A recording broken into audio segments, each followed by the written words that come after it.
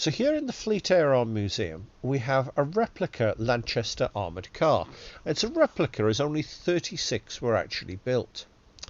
Now, it seems an odd thing to have in the Fleet Air Arm Museum, but what happened in 1914 at the outbreak of war was the Royal Naval Air Service was operating in France, and they used Lanchester touring cars to pick up shot down pilots and various other tasks.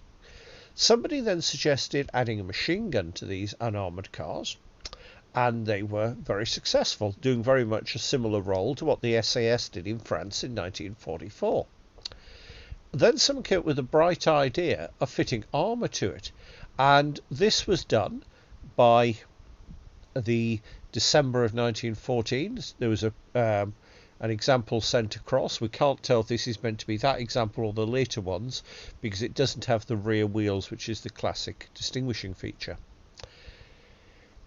And it was quite successful, with the end result that the Royal Naval Air Service actually formed the Royal Naval Armoured Car Division. Yeah, a division originally of 20 squadrons, of which a number were armoured.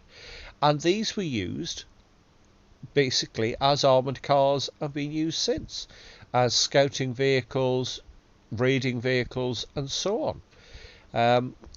And they were highly successful until trench warfare limited their use.